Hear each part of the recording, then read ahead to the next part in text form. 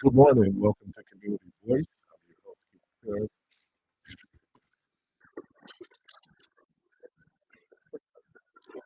Who was the big boy from the fat boy?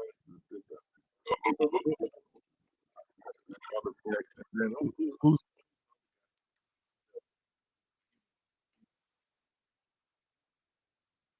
how old hip hop is, man? And you don't even who it was. Good morning, Debo. Good morning, Jermaine. What's happening, Clark? You Hey, fool. man, with you. I was waiting to Uh, see you today. huh? I was waiting to see you today. Bucks. Bucks. I was waiting to see you today. Okay, I don't know why you was waiting, I but tell you. okay. Let me do this. Yesterday, I was searching for a word. John and I, no, it wasn't John. It was somebody else and I. We were having this conversation, and when we asked what was Jesus, I was talking to Meach, and asked what was Jesus charged with. One of the charges Jesus faced with the Roman Empire was sedition. I could not. I don't know why I couldn't think of that word yesterday, but sedition, sedition. Um, So can the you elaborate as to what that is? Sedition is basically overthrowing the government, right? And so this is what led to the crucifixion. So I wanted to get back to that. And let me do this also. Not so much a cleanup, man. Chauncey Billups, oh, man. Yesterday we were talking about Bishop Marvin Winings, uh, and what had happened what had happened in terms of this lady Roberta McCoy and went viral in terms of the video.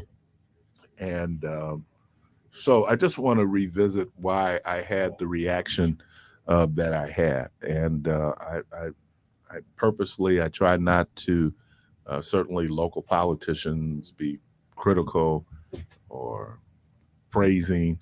Kind of the same thing when it comes to brothers and sisters and clergy. But I think the reaction was a bigger piece. Uh, excuse me, and why people reacted the way that they reacted. And Meach had asked me, why we attack the church and white folks don't attack the church. Well, that ain't quite true. As a matter of fact, those of us who follow the Protestant traditions, um, part of why we are Protestants and the formation of our Protestants, whether you're Baptist or Lutheran or Methodist or Church of Christ, a lot of this came from the Reformation. And I thought I was reading an article about what happened in Detroit.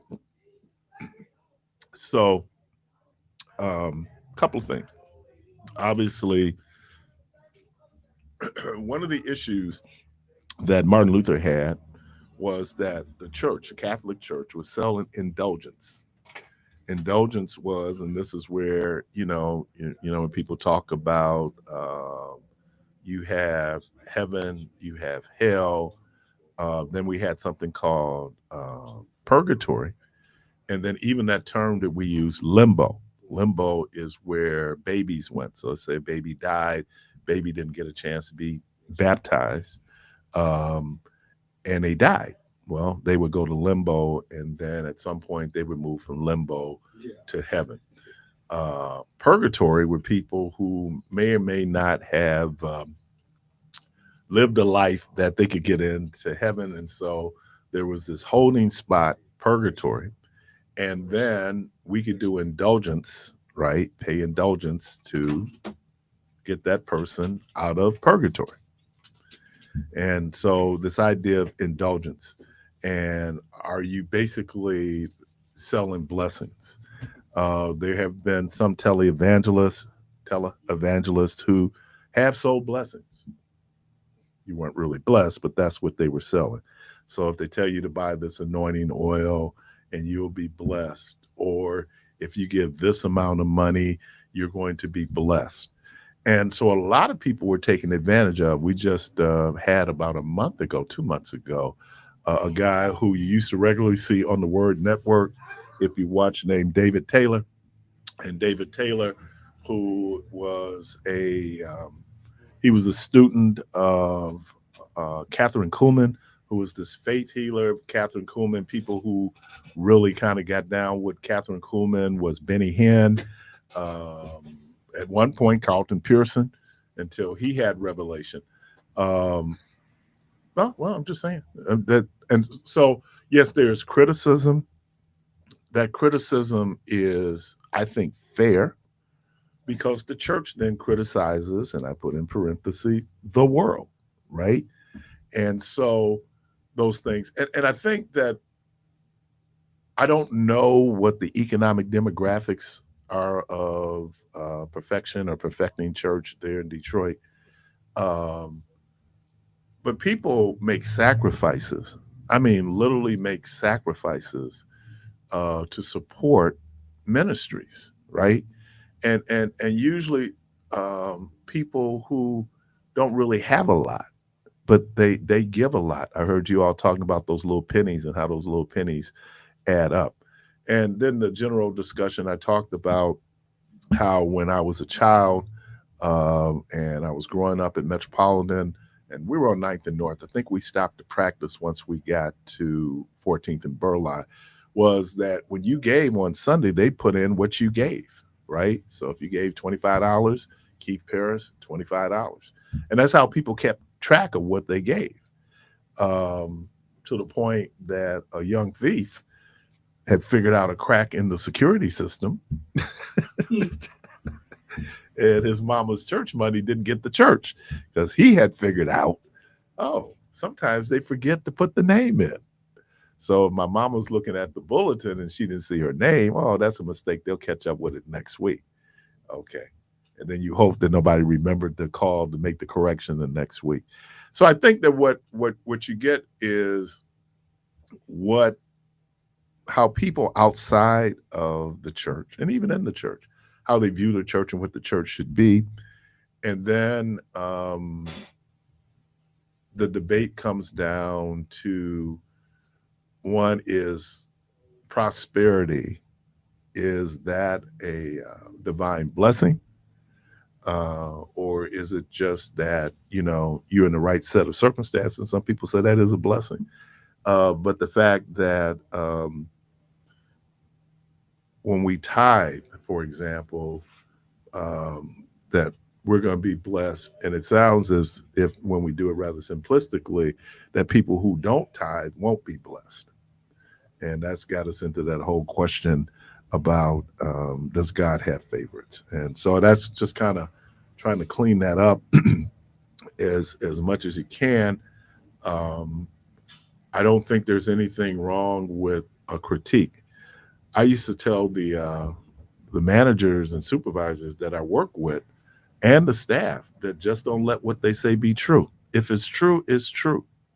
And then when you have to come out and then you try to have a spin, and then there is sometimes how pastors talk to their congregations, and people are accepting of it. So if you have a pastor who can condescend and make you feel like a child and you cool with that, then fine. But I just think that where would the church be without all those little small contributions that people make and the sacrifices that people make, because they believe in the mission of what the church is and what the church is about and what the church meant. Um, I had mentioned in the past that Karl Marx talks about how for poor and oppressed people, he said that religion becomes an opiate, right? Um, and that they may or may not say, what can I do to throw this oppression off of me? That was very purposeful during that Turner, when that Turner was an itinerant um, preacher. He would go from plantation to plantation. But when he got up to preach, there was a white overseer who stood next to him monitoring what he said. no messages on your human dignity and your human worth, because enslaved people were not seen as fully human. If I begin to see myself as fully human, then I'm going to at some point say you need to treat me like I'm fully human. And so that whole liberation, the power of the scriptures to liberate folks when properly taught. But again, people talk about the slave Bible that was used in the Caribbean that was highly redacted. Redacted means you take stuff out, you black it out. And so any kind of thing, like for example, they didn't learn about Moses and the children of the Hebrew people moving from Egypt, from bondage to Egypt to freedom in the promised land. They didn't hear that story, right? They just heard stories about to be absent from the body is to be present with the Lord. And so then that I did. And that gets back to, we talk about heaven or hell. Let me say this about Jewish theology and Judaism. Judaism does not have this concept of heaven and hell. It's death or resurrection. Jesus talked about death or resurrection. The idea of hell came along in the 3rd and 4th century as what was a Semitic religion, i.e., Judaism, because Paul and all these folks, time of Jesus, they were Jews, they were practicing Jews, right? And so when Constantine decided that he'd had his religious conversion, as people know the story around Constantine, he was the emperor of Rome. He had a dream that God would deliver him in battle. God delivered him in battle. Now, there's some people saying he may or may not have then converted to what was Christian thought, but there were things that happened within that where now a Semitic religion becomes more European.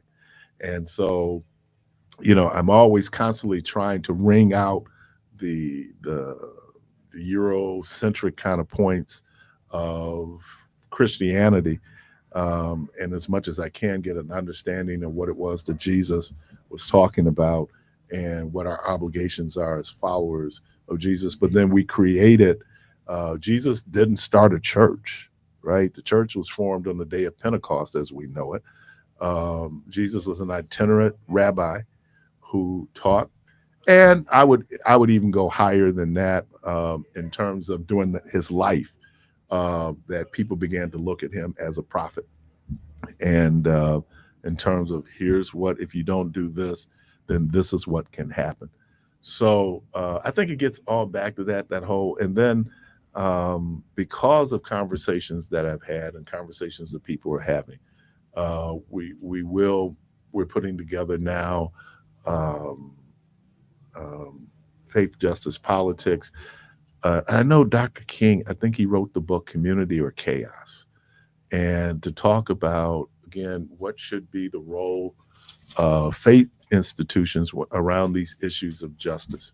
Is this now a time that churches should be less salvific and more about justice and the pursuit of justice?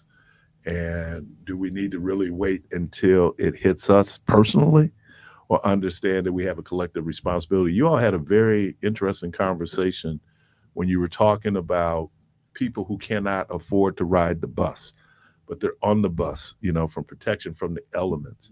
And do we have an obligation to say, and again, it's a theoretical conversation, obviously, to that we'll pick up the cost of that, and that would be a sign of charity. Now, the question is, as County Executive Crowley said, at some point, we just can't, when we get to the point, we can't afford to do that. So that's the economic reality based on our aspiration of making sure that we provide comfort for those who might be in a very difficult situation. So, Keith, I just want to ask you this. Would you be willing to pay a little bit more to help those out that's not able to pay to ride the bus? Yes. Okay. And that's what I was kind But of I don't know what that getting looks like, Right, because right. then I can say that theoretically, in theory, yes. Yeah. They said, well, you know what we need to do? We need to raise the wheel tax. It was something Right, yeah. that the county executive mentioned. Yeah. And then you go, oh, wait a minute. That's how we gonna pay for it? So now you got to change your heart. Yeah, you gonna, Yeah. so Yeah. in theory, yes. Yeah. Practically what that looks like, is something else. And then is the impact. I told the joke that when I was in my 20s, and I loved the Lord, Yeah. and I loved Jesus, Mm. and I was gonna sell all my earthly goods to give to the poor. Mm. Here's the problem. I had no earthly good. But you had a willing heart, though. Well, talk to me about that now.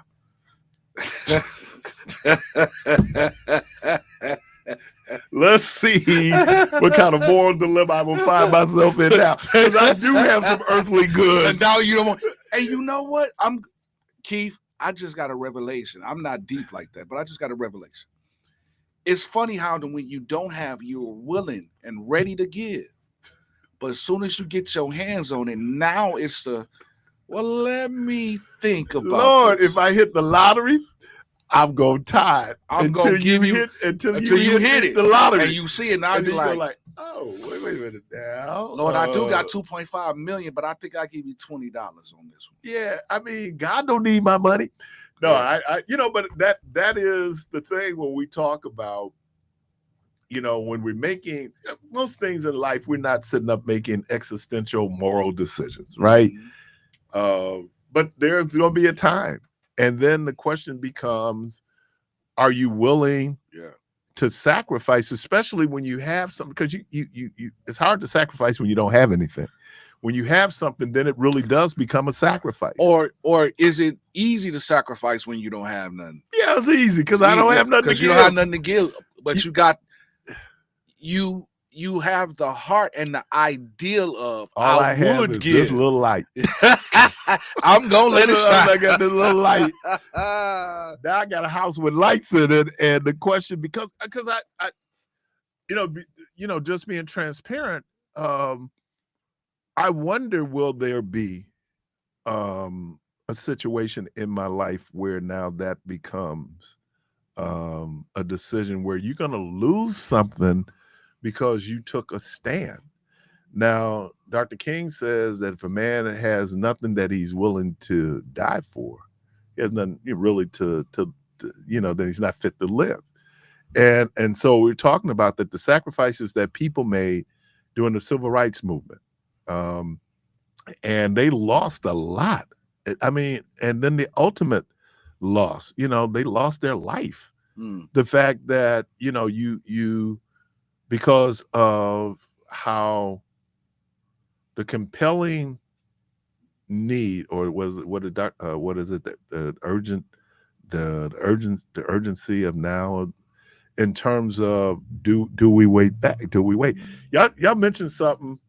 It feels like that this dude has been in office for 50 years and we've only had him for 9 months, right? And every day, maybe I'm trying to, solve what I'm feeling in terms of the hurt and the frustration and the disappointment and the anger is that, okay, this too will pass. When will the general populace become tired? I don't know. Is it too soon to be tired? I mean, when this guy peels off the East Wing, just blowing stuff out the water, all the crazy stuff he's done, and you said 9 months in, we got 3 years to go with this, man. Yeah, and I was just listening to a news report as I was driving in on MSNBC. And the cattle ranchers are very upset because part of why there's some factors in why the cost of beef is so high, whether we accept them as legitimate, but there are reasons. So if you can import beef from someplace else, you undercut the cost of beef produced in the United States. And he's talking about doing that, though. Yeah, with Argentina. Yeah. That's part of it. And then the guy pointed out and realized there were 20 other countries that America imports beef from. So bringing that in, it can bring down the cost because you're getting that beef and it's cheaper, and probably what it costs to ranch in Argentina is a different cost than what it is to operate in the United States. But these are people that voted for him. Ranchers voted for him. People in red states voted for him, but yet they're primarily, so the Democrats right now in this shutdown, they're fighting more to protect benefits for people who were more likely to support Trump, because they find out that the Affordable Care Act is really big in these deeply red states. Okay. So at some point, at least you're not and all these other things become distractions, blowing up alleged drug boats, in the Pacific now. They first were in the Caribbean, now they're in the Pacific, international waters, all kind of violations of international law. If in fact, because what the Coast Guard would do is, let's say that you're within the territory of that 7 miles, and you come in with the boat, they're going to get on the boat, Mm-hmm. they're going to get you, Mm-hmm. and they're going to get the drugs. And they're going to search it tip top. They're going to take every screw loose. Right. Because they're looking for the drugs. And he lied, because he always lies. He says it was fentanyl. There's fentanyl all over the Caribbean. Well, first of all, fentanyl is coming across a land border. They're not bringing it in by water At all. So the only time that fentanyl was on water is when it came from China to get to Mexico, right? Then to come across the border. Then he told another lie. And, and after a while, you can't get numb to it. But he said 300,000 people have died from fentanyl overdoses. Those are COVID numbers. Unbelievable. On a given year is about 30,000. Unbelievable. See, if he can create this issue that it's a serious problem and it's we having a crisis, then his voter basis would fall in line with what he's doing, because it's considered a crisis. But I just think, just like how you say, it's weapons of mass distraction, because they don't want to swear in a chick from Arizona because it's going to release the files. If the Epstein files, which must be very incriminating, and I'm sure it's not. If it was just Dems, and it's why Johnson won't bring them back in. No, and I guess Trump was prominently and mentioned. She could be sworn in without them being in session. Exactly.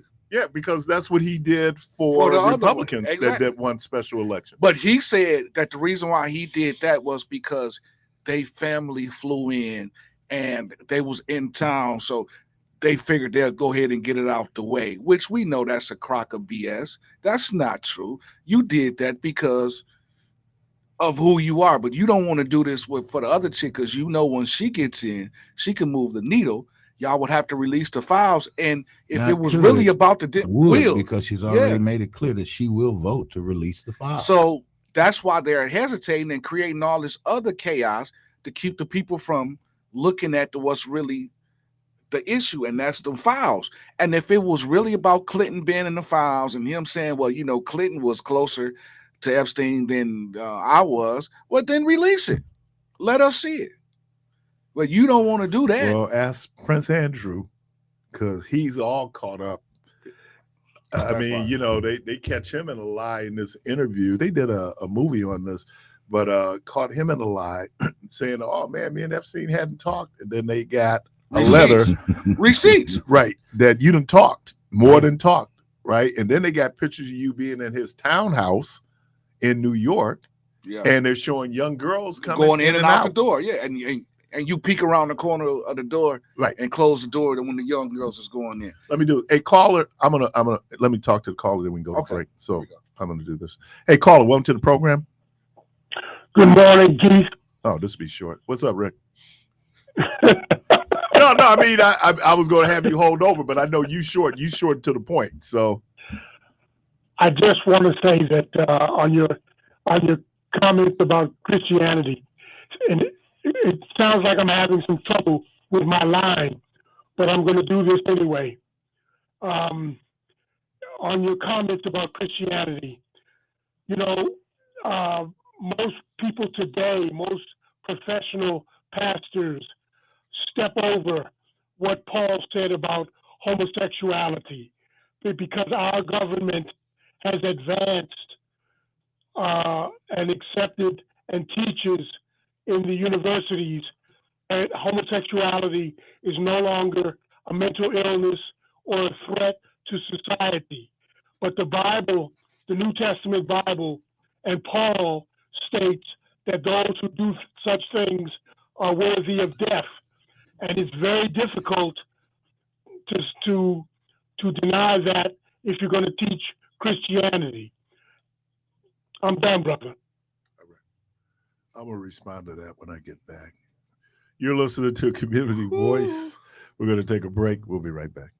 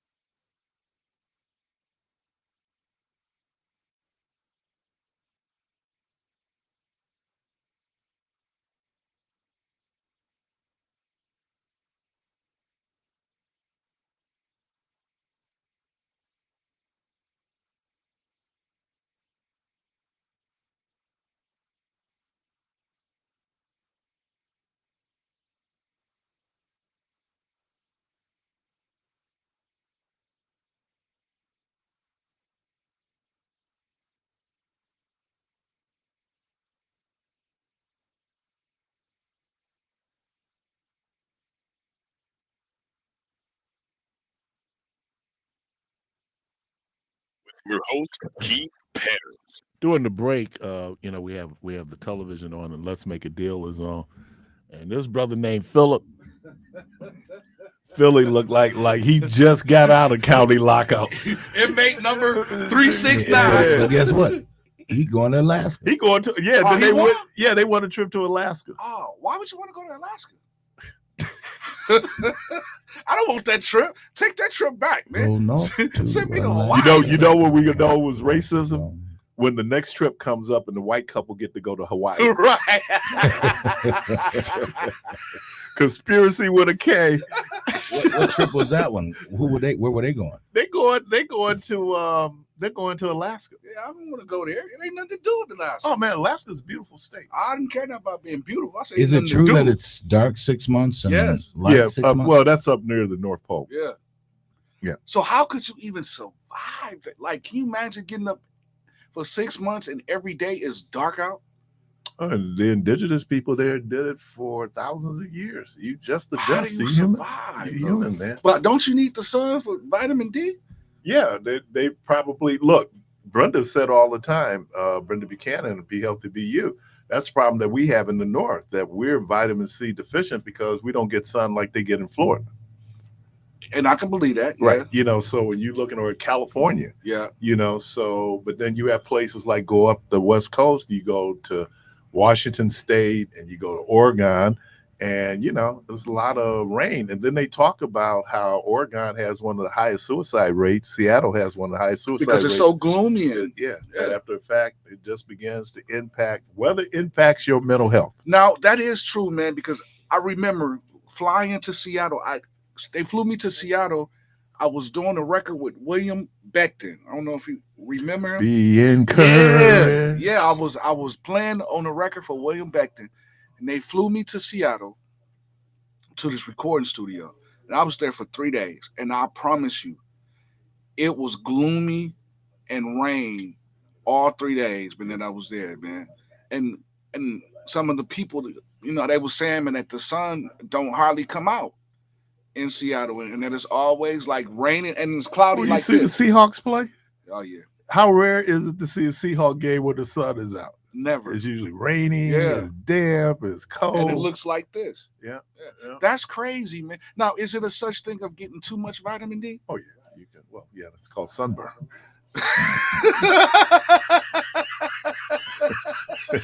Yeah, you got a little bit too much. You got baked chicken. You got barbecue. And I'm telling you, and look, for my darker complected people, you get sunburn too.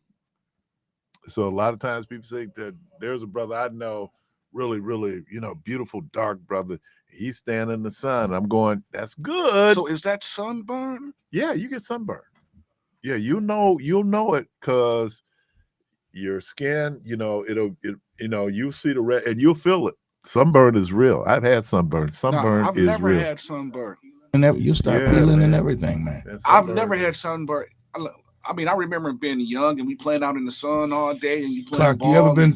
Well, he and wouldn't know. He wouldn't know if he was sunburned. Debo's so bogus, man. I was going.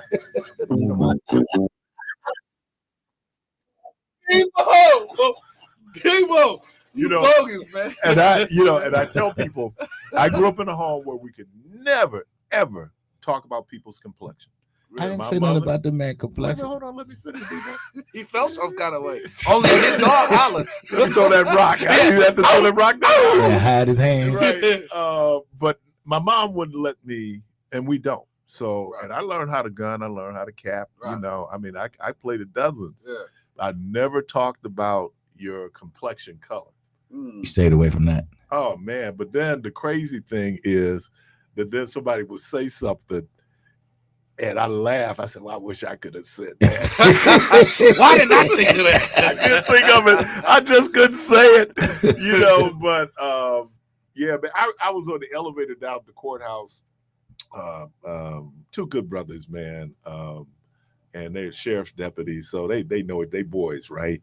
So the dark brother gets on, and the light brother calls him Count Chocula. Count Chocula. And then I heard, whatever light bright. Wow. So you hear people, man. Why did y'all immediately go to complexion when I said Clark? Because first of all, we were talking about sunburn, skin. and I just said, because y'all asked me if I had ever been. And you said, well, Clark, have you? Oh, never mind. I said he would. How could you tell? No, you said, Clark, have you? Oh, never mind. You know how you could tell? Because it hurt like hell. Right. When you touch Clark and he starts screaming. Yeah. Clark, have you ever been what the sunburn? Sunburn. He said he well done already. Well, in that case, you'll be 11:59. Okay. All right. What is that? 11:59. Yeah, what 11:59? 12 o'clock is midnight, right? let me the views and opinions expressed. Oh, wait, hold on. But let me also tell you that midnight is not the darkest night. It's not the darkest part of the night. 2 in the morning. 2 in the morning, sure is. 2 in the morning. So 1:59. And you notice when people are doing movies, a lot of times those nighttime scenes are shot very early in the morning. Sure is. Because it's so dark. Yeah. What did it say? It's darkest before the dawn. It's darkest before day. Yeah. Wow. Yeah. Tar babies. What did you just say? It's tar babies. And that's what we call it. Yeah. I mean, oh man, I used to hear, and then they wonder why some darker people were so quick to fight. Yeah. Because you went through it so much. I just had to make Clark go back and sit down, man, because he was on his way in here when Jermaine said that. Well, hold on. Wait. Debo. What Jermaine said? Debo, I would hate to be. You said that. I would hate to be in class with this dude and do something, because he gonna join in and then tell on you. Yeah. Debo is as close to Eddie Haskell. He is as close to Eddie Haskell. That's exactly who it is. Join in and Mr. then tell Cleaver. How are you? Yeah. Well, Wiley. Right. Haskell. Yeah. You right, Doc. That's exactly who. Yeah. That just be like, he did just say that, right? And he sitting over there looking all innocent. Right, like you didn't just play a part in this whole thing. Yeah, no, man. I had nothing to do with that. Eddie Haskell and Lumpy were the Lumpy. Clarence Rutherford. Lumpy was always. He couldn't even say the last name. Or what he said. Oh, Lumpy, man. So who? On Let's Alone on Leaving the Beaver, who was your favorite? The Beeve, man. That was my. You like Beeve? Yeah, I like Larry. Man. Oh, Larry Mondello. Larry Mondello. Wait, who was the Beeve's friend? Larry. The little guy. Whitey. Oh, Whitey. My Whitey. No. But the guy who talked a lot of stuff was Whitey. Gilbert. Gilbert always had something slick to say. Speaking of old shows. Yeah, that was my joint, old man. Shows, Keith. My favorite of all time. I'm gonna see if you can tell me who it is.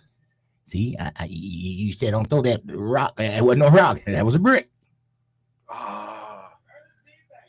Ernest T. Bass. Won't get me a uniform so I can get me a woman. I'm trying to think of that guy's name, but he was one of the voices. He did Ricochet Rabbit for Hanna-Barbera. Yeah. Mm-hmm. Yeah.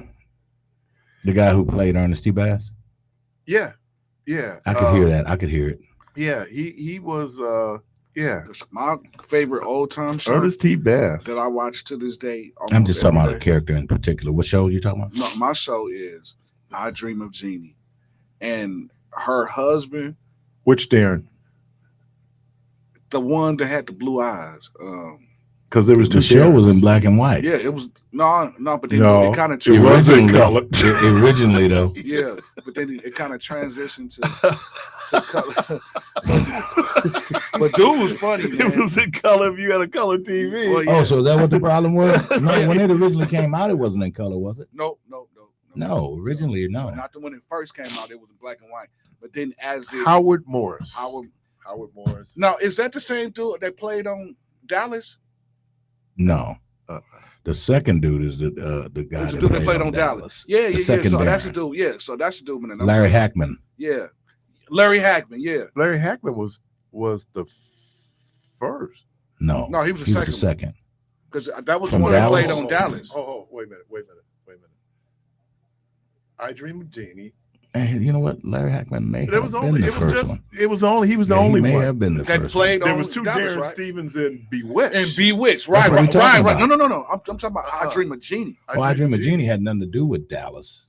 No, But neither Larry one of them. Hackman. Yeah, though he played on. He played in Dallas. I Dream of Jeannie. Yeah, sure did. Wait Though a he was minute. her. Though he was a space shuttle dude.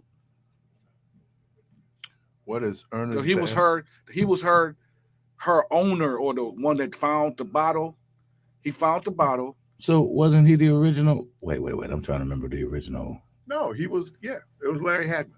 Yeah, that played And on. I Dream of Dallas. Jeannie? Yeah. I Dream of Jeannie, and then he went on. Then he went on played Dallas. Dallas. Yeah. Huh. Now that show Dallas was good, man. I used You to like Dallas? Man, I used to flock to TV and watch Dallas, man. Who Now, when it first shot started JR? on, yeah, like man, that whole thing was, man, it was captivating at first, man. That was a nighttime soap opera.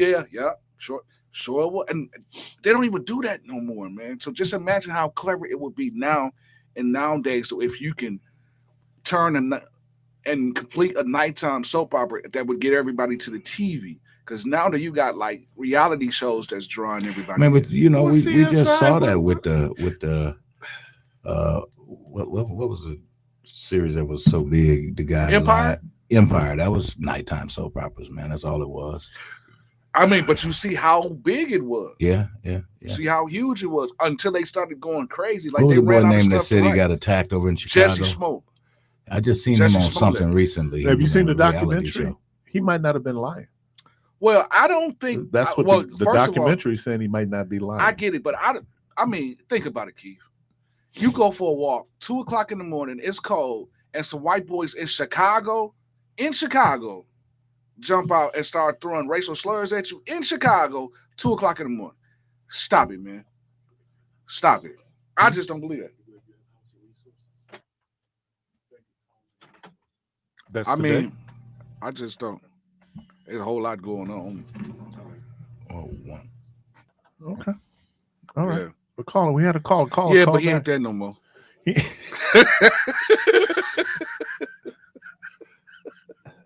Okay. He ain't there no All more. right. I was going to respond to Rick, but no, I'm exhausted from Ernest T. Bass. I don't chew my cabbage twice. Call. Welcome to the program. Good morning.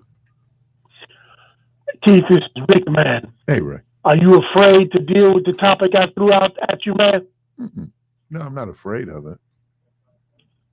I think at this time, with Trump in the White House, you should deal with it, man, because a lot of people are going to use the Bible and get themselves in trouble, socially, politically, criminally.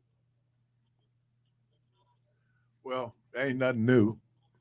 Under the I sun. I wish that this would be the first time in history that's ever happened, but that there's nothing new there. I don't.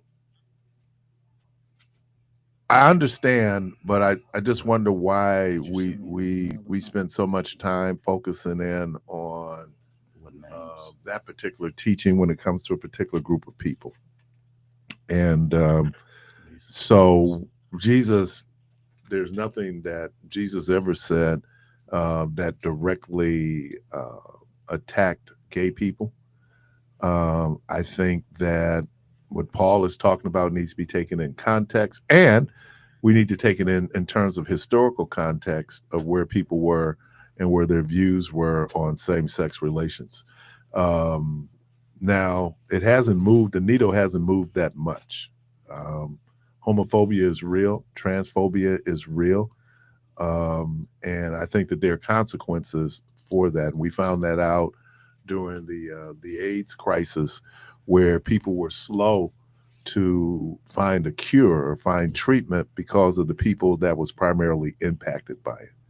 And I think that would be anathema to where Jesus was. Now I know people, and that's the one thing people can be real emphatic about in the Bible. They can go to Deuteronomies and find that one scripture in there, and I go, there's 612 others in there too. And so I don't know. I've evolved, but I just have to acknowledge that maybe some people still are not going to move. They feel very strongly about this issue. And I don't know if anything I can say is going to move people off their square when it comes to it. What I hear in your response is that Jesus is greater than Paul, Yes. and that Jesus did not attack them or suggest that they should be any more worthy of death than any of us who break the rest of the Hebrew law. That's correct. Thank you for the time, brother. I appreciate that. Thank you for capsulizing in a very succinct way, but that's true. And we spend so much time, and the only reason the attraction to talking about homosexuality is the sex part of it that we really have a problem with, and that's kind of where we are. But again, I've evolved from where, certainly coming over my teachings, growing up as a child, my religious teachings, and even in society where, society, there are people, if you go back and look at some of the polling from the 2024 election, where that whole trans issue, males playing in female sports, resonated with a lot of people. And the Dems didn't really know how to respond to that, because people are not accepting of biology. They're more around their feelings and their beliefs. And that's kind of hard because science is not going to necessarily move people from their beliefs. Caller, welcome to the program. Good morning. Good morning. Good morning. The biggest problem I got with a lot of this is going on, we're people of color. We're black, period. And when you get all these other individuals that choose to be what they want to be, they line their rights up with our rights. Like, and we didn't choose to be black. This is who we are. I'm apologetically black. We can't change it, make our mind up and be somebody else or do what we want to do sexually. And we want to party for it. No, we ain't actually party to be black. We just want to be treated fair. But when you got Black Lives Matter, then you got LGBT, whatever that, they got them connected to it. Everything that we fight hard for, they turn their nose up for it, but then they want to connect to who we are as a people. That's difficult. That's difficult. I don't. But I'm going to disagree with you. I don't think that is an issue of. I think we called it the civil rights movement. But if you go in and you read like the Civil Rights Act, it talks about race, creed, color, right? And national origin.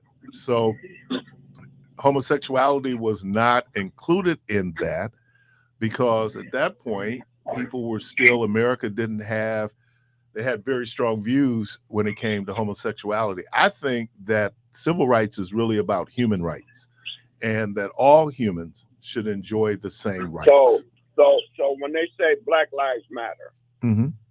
and then you have the LGBTQ, whatever that is, like I say again, hitting it up, okay? Okay. And then they say, their lives matter. They're human. Their human life does matter. Okay. But when you say LGBTQ, you're talking about it ain't just a race of people. You're talking about now of people that's made a choice to be what they want to be. No. Okay. No. No. I'm saying that's a belief system that primarily straight people have. But if you talk to many gay people, okay, but hold on, wait a minute. When you talk to many gay people, they will tell you that wasn't a choice. And we want to believe, because we're straight, that it's a choice. Well, I'm the same thing for straight folks. It wasn't a choice. You weren't sitting up here going back and forth about whether you wanted to be gay or straight. You were just straight. Okay, but can they honestly take two of them together and produce another human being. They can't. That's taking. But the human- haven't we hold on, evolved let me beyond? Let me make this point. Can I make this point? Mhm. If you take that and own up to it like that, that's taking the human race and just making a mockery of it. They can't make do.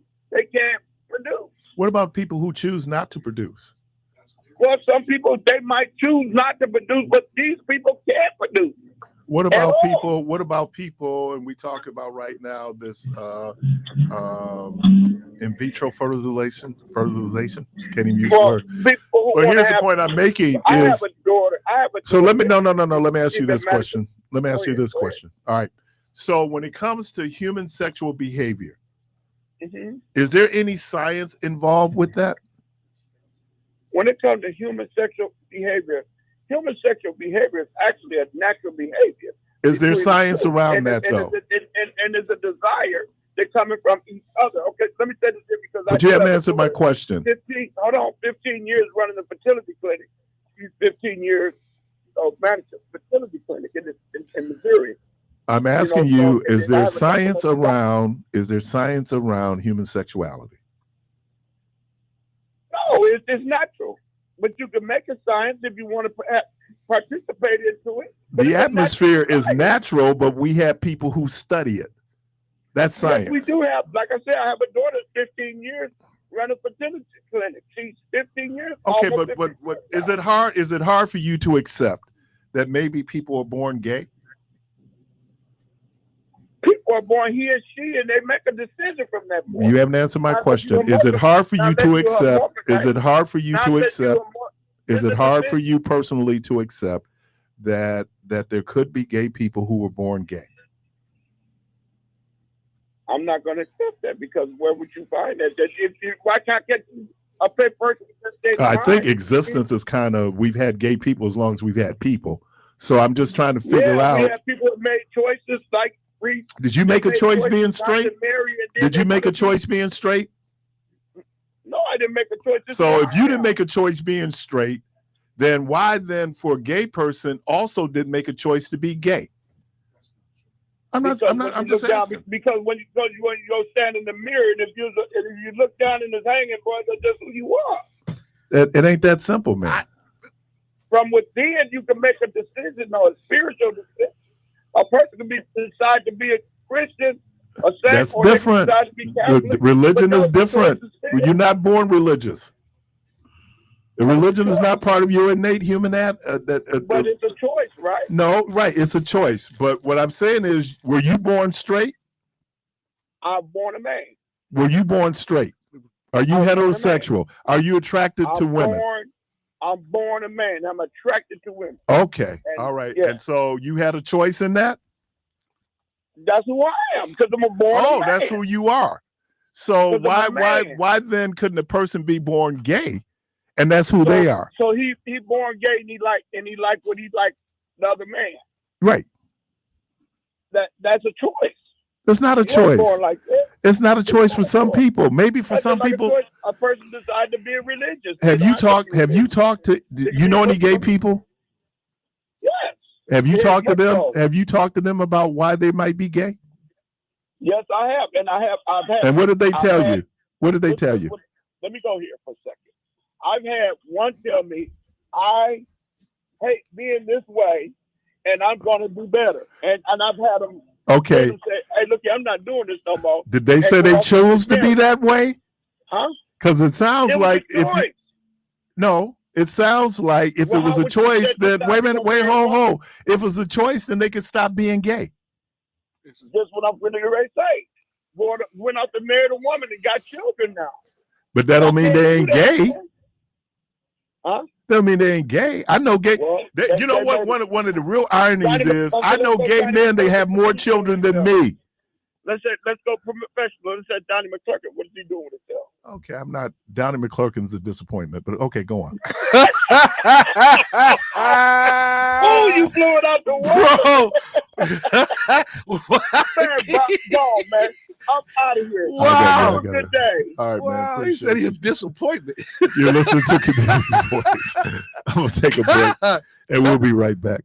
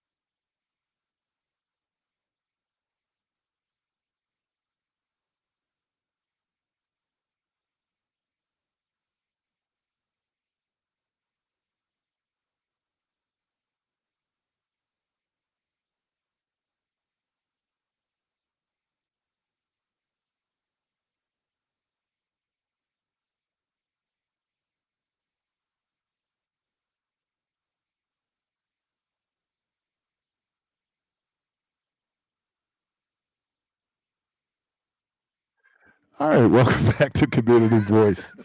I have so much fun doing this program. You just don't know, man. That's the motivation for coming in Ed Day. every day, because I'm gonna have fun. We're joined by the good folks of Housing Resources Inc.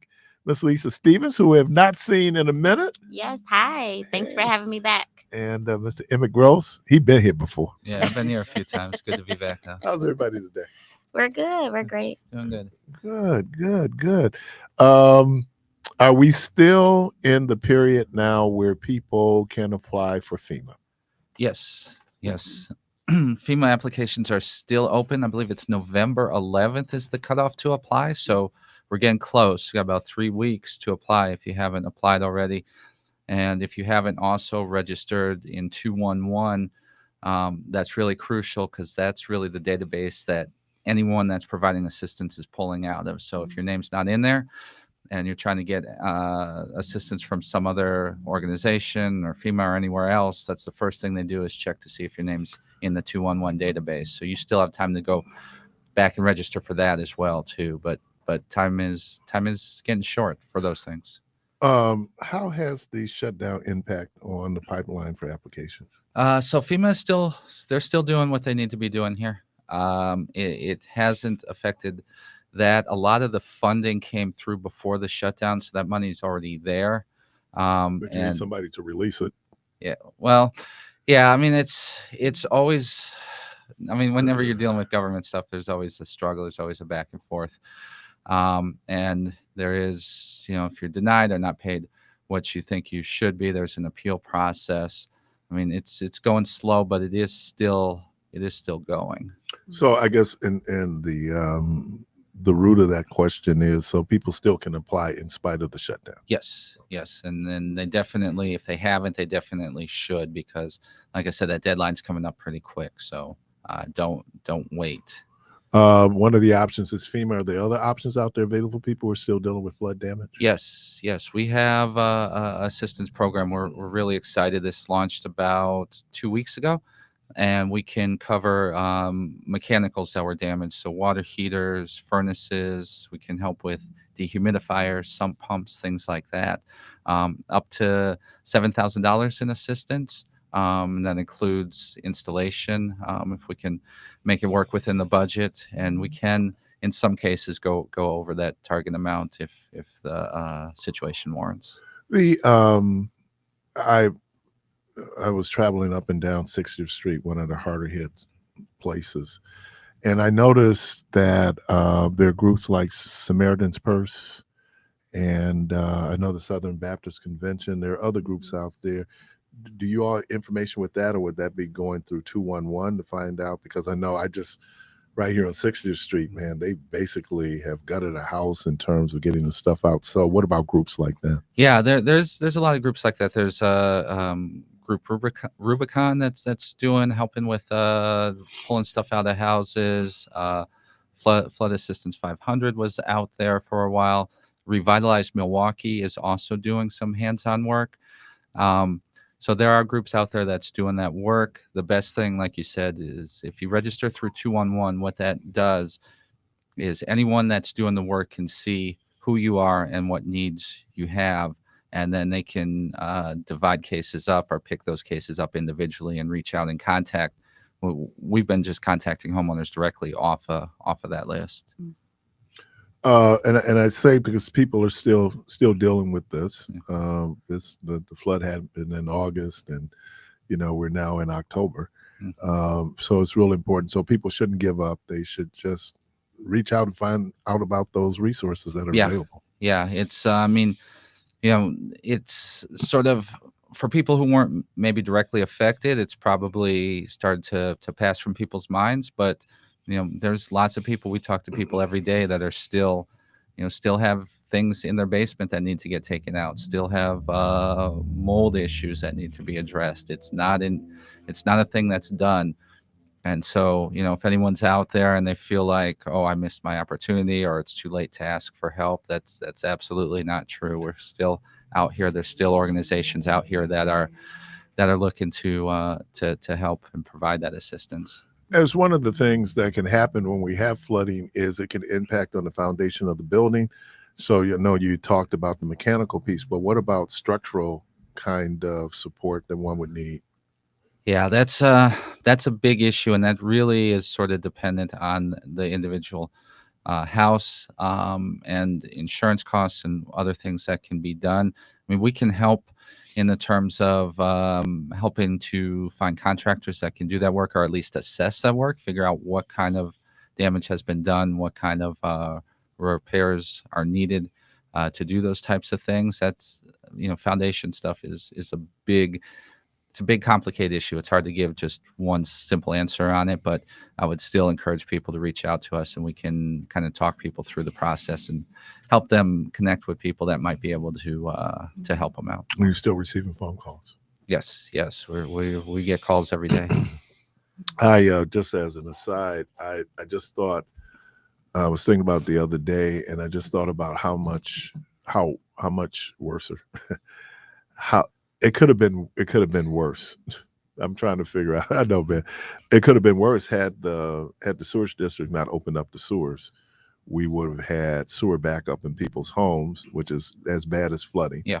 And so the fact that it wasn't as bad as it could have been. And I know for people who were impacted by it, that's small consolation. But when we looked at it, it could have been even more widespread damage.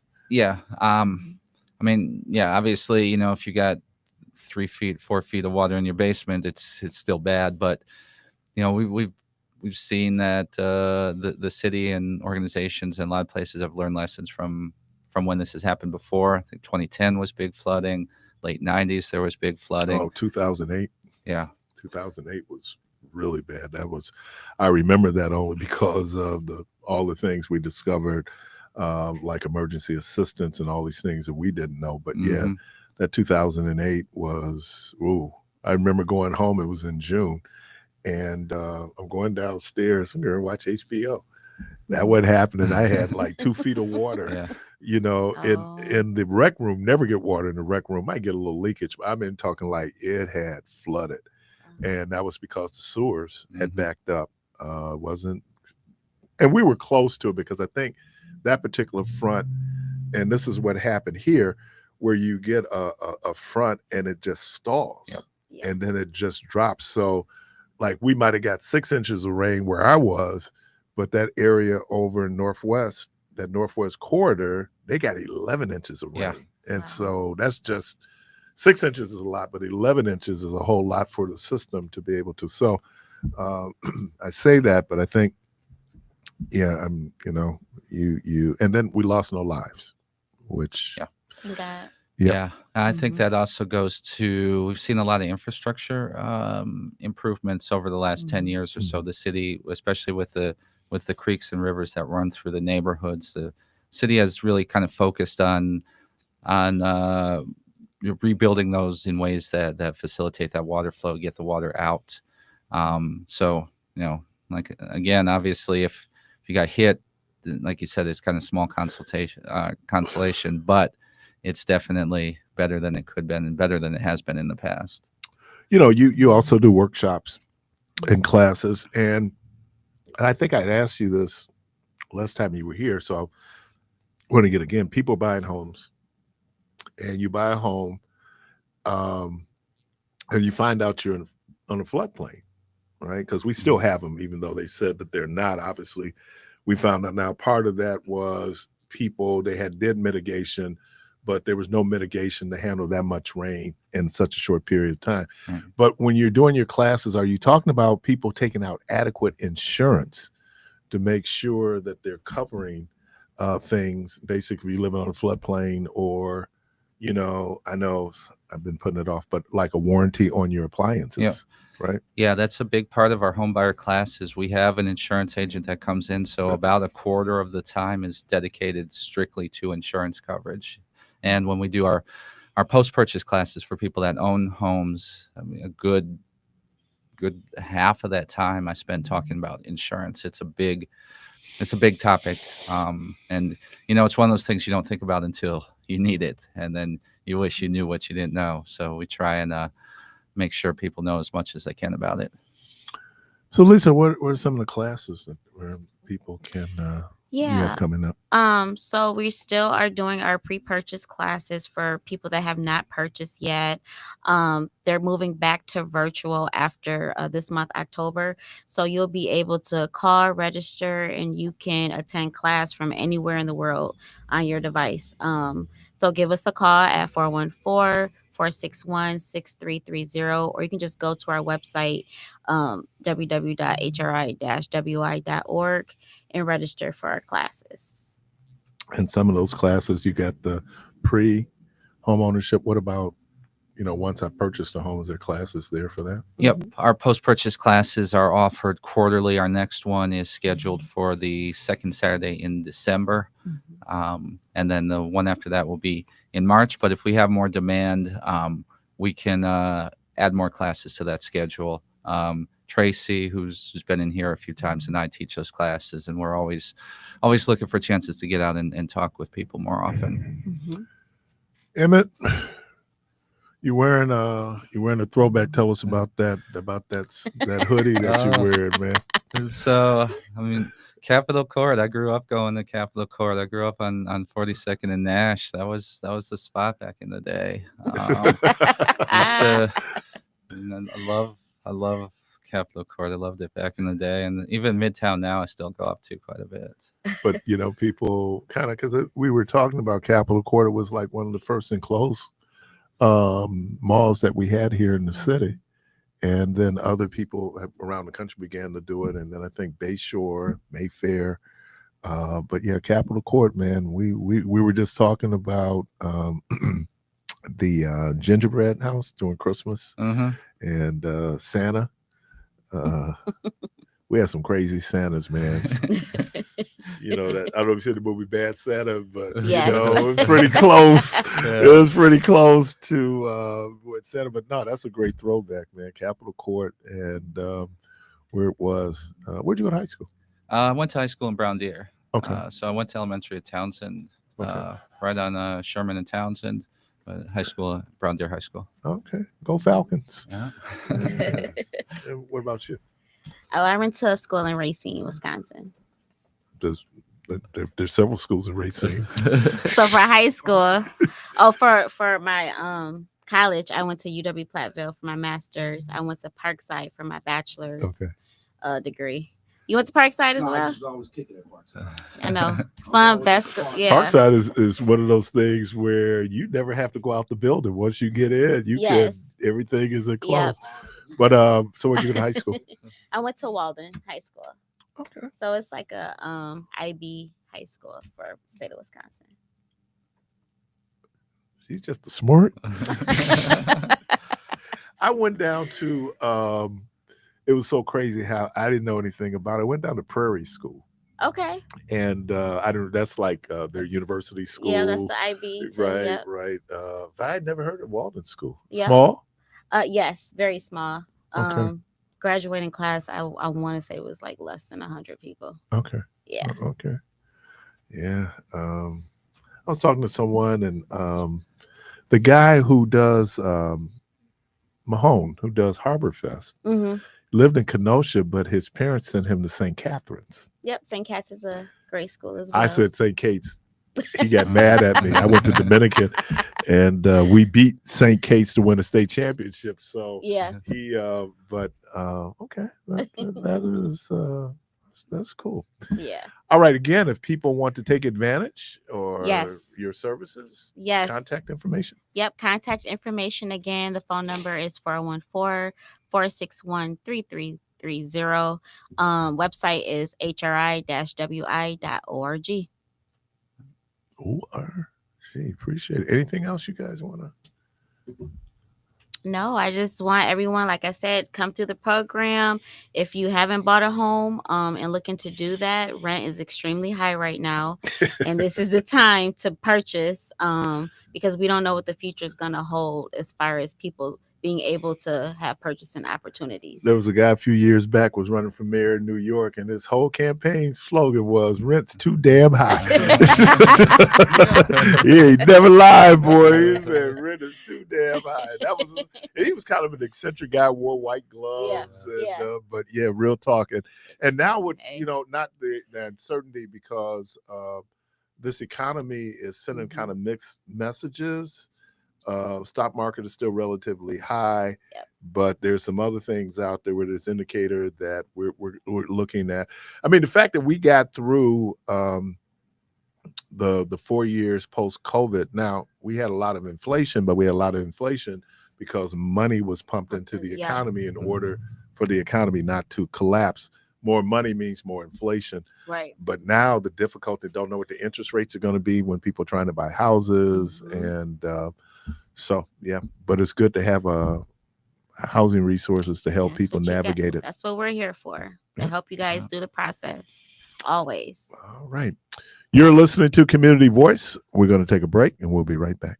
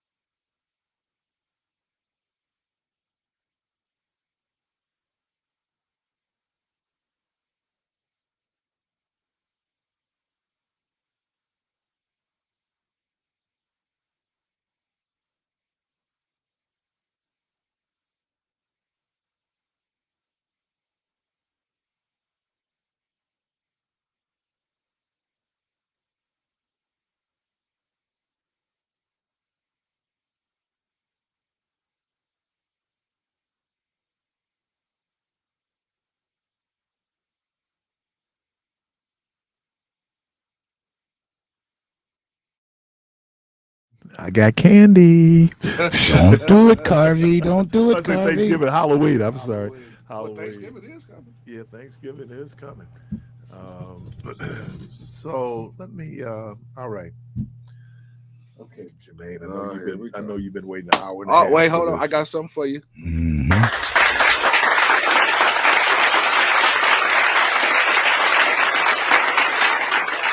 Oh, that's really sustained. Yeah, do you get the full applause? Okay.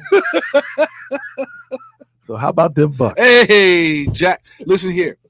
Wow, he took off. Yeah, man. All I had to do was give him an opening. Yeah, that's it.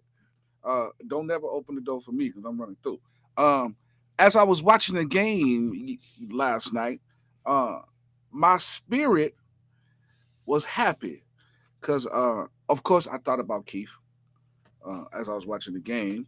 When my guy hit the first basket of the game, Keith Parris came to my mind, and I said, I can't wait to see this brother Until they got him on they got on defense. defense. And they ISO'd his little ass to death. And it was crazy because Marcus Johnson was like, yeah, they going after AJ Green. Yeah, you think? What did I say? What did I say Wednesday morning? What did I say? Yeah, you Because you was all excited. No, that's your boy. You all excited. I'm going like, yeah. And the first play they ran when they got down, they went ISO. They went ISO. So yeah, I thought about you as I said, now when he hit the jumper, then that's gonna justify Jermaine because he hit 2. 3. Yeah, and they got 3 fouls. Hey, well, I mean, Now, okay, go ahead. well, I was gonna say, even though on defense he's a liability, you can most definitely count on him on the offensive end. So it kind of balance out. No, it don't balance out. It kind of balance. The fact that it was a blowout from the beginning to the end. Well, actually, they came back. Yeah, Washington came back. it's They an could have been 7. It's an NBA game. And that boy Trey Johnson in the Who? corner. Like, Trey, nobody even heard of this dude. because he's a rookie. They had drafted him. Man, I think he was the number 4th pick. Or I think it's the coach and Chris Middleton. They're the only really adults on that team. Everybody else is first, second year. Hey, but you know what? They actually got some real life shooters from So they- CJ So to Chris. Jermaine goes. Yeah, man. They on a roll. I said, like, they're going to be playing the Wizards all 82 season. games. Like the Washington Generals. It looked like a scrimmage. It really looked preseason because somebody said, but here's the person I'm really excited for, and I hope he gets in the rotation. Cole Anthony. That boy looked good. Didn't he almost damn near foul out? Yeah, but just how he was controlling the game. When Yeah, he I was mean, in, when I saw he was at Orlando last he was year, at right? Orlando, And I saw, man, like, okay, man, you like your dad. yeah, you know? how he see the floor. Yeah, I mean, I think they're looking for a point guard. Well, I don't know because now they are because what's his name how- hurt his ankle. How long is he gonna be out? Probably like a couple games, but I don't know, man, because KBJ, he looked like a true point guard last night, even though they was playing Washington. But just What are the how Bucks going to do when they play Houston? I want to see them when they And play Houston has the tallest starting lineup in the league. Easy, they gonna run them boys. Uh-huh. So they gonna run them boys because even though you long, you got players playing out of position, Uh-huh. and man, they gonna get ran all day. Uh-huh. Yeah, watch what I tell you. Uh-huh. What happens when they ain't running? Oh, it's over with.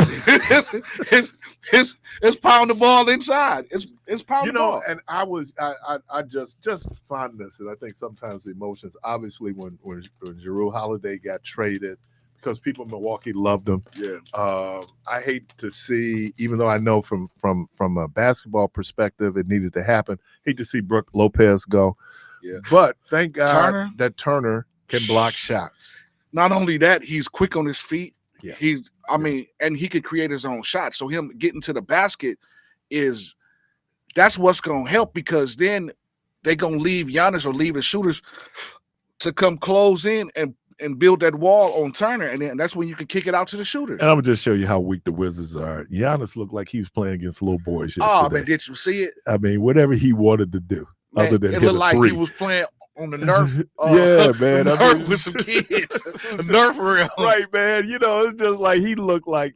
But again, they're not gonna get the Wizards for the next 81 games. Well, you know, it's gonna be nice because I think they play Toronto today. Okay. So Toronto got a nice squad with Ingram, Scotty Barnes. Is Quickly on that squad? Could be. I haven't seen him play yet. You saw him ball yet? I did watch a little bit of Cleveland, New York. I watched the end of that game. That Dallas game, I fell asleep on. Yeah. Now, Well, who won that game? San Antonio, or did Dallas win? All I know was Cooper That Flag. cat Wemby. Cooper Flag was a bust. That cat Wemby.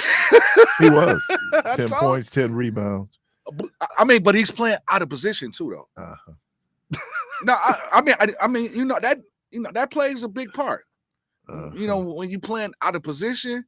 So, like with him having the ball and bringing the ball in and actually orchestrating plays and putting people in position, I don't think he's the right guy for that. But if he was playing in his position as a slasher, then that'll probably be different. The Spurs won. Spurs. Now that cat Wemby crossed somebody so crazy and stepped back and hit a 3 on him. Oh, they threw it live. That was just so nasty. Oh, speaking of just like that, and I heard who was it? Was it Reggie Miller was saying they don't do posters anymore? Oh yeah. But Turner posterized Yeah, from the corner. Oh my God, that was But just that's what like I'm saying, being able to create your own shot. man. Oh, dude. So we'll see with the Bucks. Just one game. And hell, it's still football season, so I don't even know why we're talking about it right now, but it was opening night. Well, one, because they were saying too, man, that they picked the Bucks to finish not in the 8th seed, but in the play-in at like the 10th seed. It could be. Because the East has really gotten stronger. Now, Boston this year, because, you know, their best player's not playing. But how you put Boston ahead of Milwaukee and their best player's not even playing? That's a good question. Like, that don't make sense. They still got 2 All-Stars still playing. Who? Derek White? Derek White and but he ain't an All-Star. Yeah. He's a okay. All-Star. I And he take made that back. the Olympic team. I take that back. So he is an All-Star, but when your superstar is out, yes. And you pick. That's why they're saying that Dallas could be so strong because Kyrie Irving's not even playing. And they're hoping that he'll be back by mid-season. I think that's kind of early for they ACL. need a point guard, man. They need a point guard. They have Kyrie. Yeah, but Kyrie out. Well, okay, well, so do the Bucks. See, but the Bucks got plug and play players. So you could plug Cole Anthony there. You could plug I mean, Rollins looked good on the defensive end. He got a 6'11" wingspan. So he was D'ing them guards up, man. But don't you think the Bucks guards are just a little small when you take Porter out the equation? They are a little. Well, he's 6'4". Rollins is 6'4". He's small, man. He's 6'4" with a 6'11" wingspan. He looks 6'4". But he really 6 feet. He looks like, right. And now they measure you in your sneakers. In your sneakers, yeah. Caller, welcome to the program. Good morning. Good morning. I know previously you had a caller on. He kept bringing up like Black Lives Matter and the LGBT, but I never could understand, and this is men, why they're so fascinated or why is everything so fetishized is what's going on in somebody else's bedroom when don't nobody care what goes on in your bedroom. You know what it's called? Prurient interest. Well, your sex life is more interesting than my sex life. Well, my thing is, it's not about population control because half of these men complaining they ain't making no babies. And we know every time Valentine's Day come in a birthday, it's a lot of abortion chambers by mouth. I don't hear them screaming about that. But let's get real rich with it. Since they want to bring up about the LGBT. Why is these musty ball, dirty D niggas quiet about all these black women coming down with HIV? Because, you know, they be the main one complaining. Oh, with black women is too masculine. Oh, they not feminine, but you're giving them lifetime mortgages and full-time medicine. That's something that we didn't talk about. I know there's some commercials now that are running with some of the things you can deal with the HIV virus, where HIV virus is no longer considered like we've made so many strides when it came to HIV. I And, agree with and I, you. There was a thing they did. There is a ministry in Chicago. I don't know if you've heard of Balm and Gilead, but the Balm and Gilead, where they really dealt with black folks dealing with HIV. and And my thing, go ahead. I'm sorry. no, and so you had women, and so PBS a few years ago did a documentary on Balm and Gilead, and really was just talking about the silence of the black church and other things. And there was a story where there was a guy, this woman, she had been married, she was divorced, or her husband died, first husband died. She meets this deacon at the church. He checks all the boxes, the whole piece, right? They go to Mexico and she feels like she's coming on with the flu, right? And so then she comes back, she finds his Bible, and she opens up his Bible, and his his HIV test results were back. He had never told her And that. see, I think that's, And that's I a think, lot of what you saw going on in terms of how women were getting affected. and I think that's real jacked up because y'all not taking no cranberry juice to raise your pH balance. You ain't taking no Doxaline. You ain't taking no PrEP. But when and these women is not catching this disease from bull dagging and dyking and licking coochie. Okay, They getting it from let's some of kind y'all. of keep it mild. And then on top of that, y'all hygiene ain't even top tier on the 1 to 10. Y'all coming to these women at a good 3.5. But Right. then y'all want to always talk about what 2 men doing. Y'all need to check y'all man juice because it's scorched like that cast iron skillet. You maybe want to watch it and season it and start pissing after you ejaculate. You Okay, nasty. all Ooh, have a righty. good. A lot of science. Okay. Science. Whoa. Yeah, I was, again, this was a criticism of the church, and particularly the black church, when there were members who were affected by HIV, and the help wasn't there. And even if they wanted to come forward for help, they couldn't deal with the shame of their sexual orientation being exposed. So when I hear my guy, and I know Jermaine has always expressed his feelings about this, but I'll go back to when Rick had asked that question. For the most part, we don't have a lot of choice over our sexuality. And again, I'm qualifying that. There's always exceptions to the rule, but I just think our feelings and especially our religious orientation, because one of the things that someone pointed out to me, I think Jermaine did, was that when the Republicans had a meeting, probably here, that, what is it, Grinder? Yeah, that, so I don't think, certainly as a Republican, you cannot run openly gay. Democrats are a little bit more open to that idea, but people got mad at Kamala Harris for saying, because she was really considering, I think one of the bright politicians is Pete Buttigieg. But she said that there was no way that America was ready for a ticket of a black woman and a gay man. And that's real talk. And a lot of times people don't want it because, we're just so tolerant. I don't vote on that. Yeah, you do. We found out that misogynism, and people who had real strong feelings for women couldn't see themselves voting for Hillary Clinton, couldn't see themselves voting for Kamala Harris on nothing more than they were women. And we're naive if we try to sit up and act as if that's not a part of the electorate, because it is. And a lot of times, we vote our feelings. We vote those things that we're passionate about. So yeah, I don't think America, and what's interesting? I could use that word today. I've only used it once this week. Japan just elected their first female prime minister. And she's on the Democratic side, isn't she? No, she's very conservative. I think that's the only reason why. I was listening to Clay Kane, and he was he talked about something where he said, and I thought it was just a great observation, where he said that, look, there's a ceiling in the Republican Party, and that he pointed out that Tim Scott has gotten as far as Tim Scott is going to go. That if you're a black Republican, they're only so far. And I thought it was interesting that one of the things we run in our news break was that black conservatives said that they're involved with the Trump administration. Trump has only nominated, there's been 100 nominations. Only 2 of those nominations have been black people. 100, only 2. The one that I know is the guy, I think is Turner over HUD. And it might be, but all the other black people, he's been purging. You know, CQ Brown was a black man.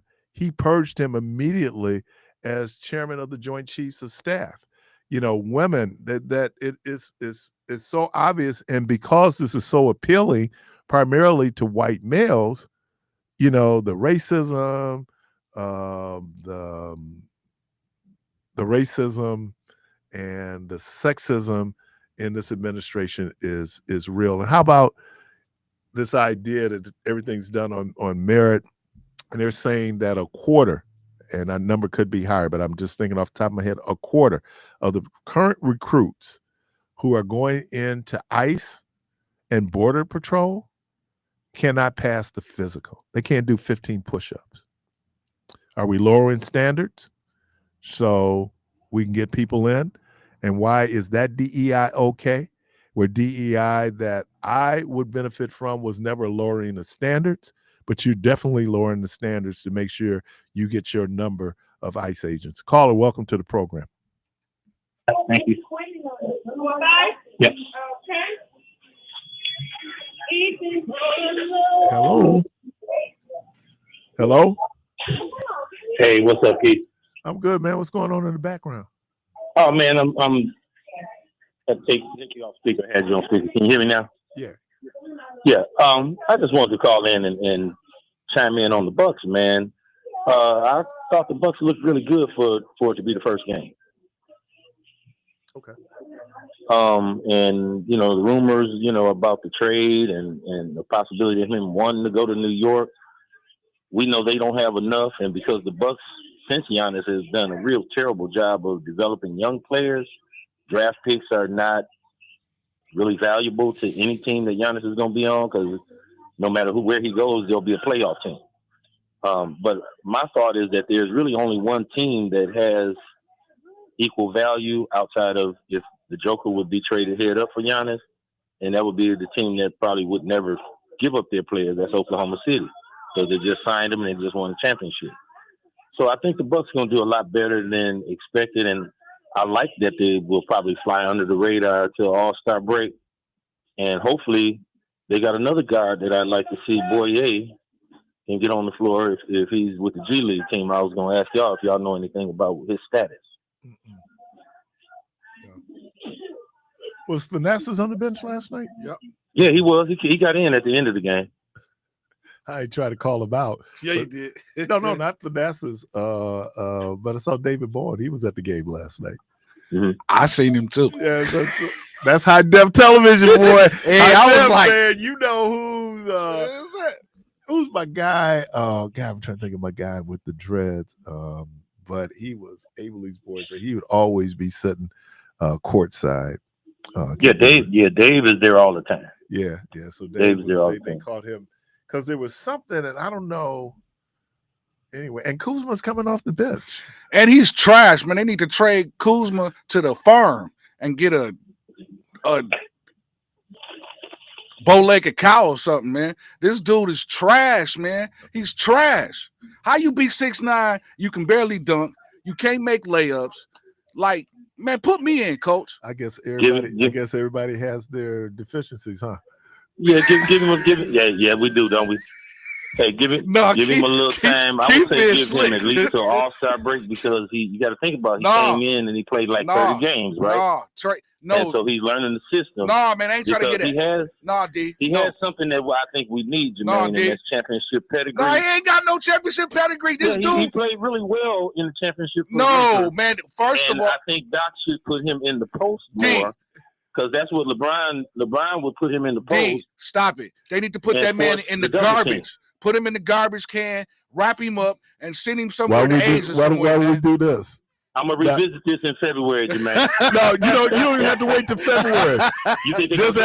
Just ask him. Okay, so he wants grace extended for AJ, but he's not going to extend grace. Because I'm gonna tell you why. Kuzma don't bring nothing to the table. AJ Green gonna give you 3-pointers. He's gonna spread the floor. This dude Kuzma go to the rack. Kuzma go to the averaged 14 points a game last year. That's just 4 less. No. Wait, hold on. He averaged. Hold on. He did average that, but that was coming from Washington. That was coming from Washington to Milwaukee. Now, when he got to Milwaukee, yes, his roles did change. But as a ball player, if you can, because it's only two kinds of player. Either you a shooter or you a scorer. So he can't shoot, nor can he score. Oh, I didn't know that there was only two. He averaged 14 points, so that means he's scoring. And he was scoring with Dame and Gary Trent, looking at him running on the break and chunking up 3-pointers from the hash mark. If you look at the film from last year, I could send you a lot of it. Look at the playoffs. This man got the first play from the playoffs. They jump ball. This man run down and lay the ball up over the backboard. How you 6'9" and lay the ball up over the backboard? And let me do this. And your boy, in a close playoff game, threw up one of the greatest bricks of all time. So, I mean, are you saying that AJ Green is better than Kyle Kuzma? Hey, man, whose side you on, Keith? I'm a journalist, man. I don't take sides. I'm on the side of no. I'm with you on that one, Keith. I would say no. Yeah. I would say Green had a good shooting night last night, but he's too streaky of a shooter and a liability on defense. So when you talk about wait. Did you say he's too streaky of a shooter? He is streaky. Very streaky of a shooter. Man, look at his performances from last year. So what do you call Kyle Kuzma? So what do you call Kyle Kuzma? If AJ is a streaky, nobody is saying that Kyle. I just want to hear what he called. A player who plays well in the right system. Hey, wait a minute, and he has size. Doesn't have. Man, we could have kept Chris Middleton. No, we couldn't have kept Chris Middleton. No, why not? Because Chris Middleton's on the downside of his career. So what is Kuzma? He ain't on the upside. He has a physical upside that Chris Middleton doesn't give you. Listen, Tyler Smith got a physical upside, but he's no longer on the Bucks squad. Who? Tyler Smith. Exactly. Who? My point. And you know what? For a long time, AJ Green was who? So come on, man. But AJ Green became something. All right. So when Kuzma has good nights, I'm gonna call in. Please call. We're gonna talk about this. Matter of fact, D, I'm gonna give you my personal line. Hey D, he gonna call in too. He gonna call in sick. and as always, I want to say y'all had a great show. I tuned in a little bit late, and we will continue to pray for our Magite brother Meech, and hope that he don't wind up like the guy who's got arrested at the march this weekend. Oh yeah, and being belligerent. They beat that dude. Man, but he was out of order because on his podcast he talking about black women. He go into he go into the beauty store with all of the wigs in it and talking about nigga bees and all this other stuff he say. But then he show up at the No Kings rally trying to support Trump, and them white brothers and sisters jumped on his heels. No. Y'all remember Mantan? Y'all remember Mantan from Spike Lee's movie Bamboozle? Yeah. I think we could do a reboot of that with him and Meech as the stars. Yeah. And I'm gonna leave it with that. All right. Last caller. Oh no, we lost caller. Yeah, all right. Cool. Oh man, boy, you're right, man. This did blow by. Yeah, quick, man. Something is in the air. Something in the air. I don't mean pollution. That's in the air. I was watching Godzilla yesterday. The stuff I watch on TV. My wife, this drives her nuts. But I love old movies, and but I was watching Godzilla. They did subject. All right. Yes, sir. Okay. All right. All right. Did they want to come on the air? All right. Let's get this last call and then I'm gonna get out of here. Oh, you. I mean, it is your show. They try to make me feel all guilty. I mean, you can do what you want to do. Only you can prevent forest Right, fires. right. I mean, they make you feel all guilty. Like, hey, mama, can I go outside? My mama go, you can if you want to. Yeah, right. So wait, I do want to. I do want to, but it sounds like there's something attached. Yeah. So when I get in philosophy and they start talking about rhetorical questions, Yeah. I was like, oh, that's what my mama used to do. Yeah, mama, Play can with I me go if you want outside? to. Yeah, Right. yeah, play with me if you want to, and then you be go, well, I want to, But should I? Right. Should I? Just make you sit there and kind of go, Contemplation, folks, is just so important. Then after Contemplation and meditation is just so important. And then after you find out, then you be like, I should not have done that. It's like it's too late. Yeah, it seemed like a good idea at the time. Yeah, anyway. And I used to tell people, you learn how to lie when you're a kid. Kids, one of the fear engenders lying, right? So hey, but I'm gonna tell you this, Keith. That's one thing you don't have to teach a kid is how to lie. Right, because it's the natural. reflexes to protect themselves. It's natural. And they know it's coming. Now, I didn't lie, but I didn't confess either. So it was 1, 2, 3, 4, 5. Why did you do that? Lawyer. Yeah, right. Oh, try that in the house and see how far you lawyer. Oh, lawyer. I'm like my Fifth Amendment rights. Lawyer. Yeah. And then my mother violates cruel and unusual punishment. Another constitutional violation. Let me think. Mr. Emmett Gross, Miss Lisa Stevens, Demo, thank you. Jermaine, thank you. Clark, thank you. Callers, we thank you. The good Lord willing, Creek don't rise. Hope to talk to everybody tomorrow. And as always, go for this place in peace.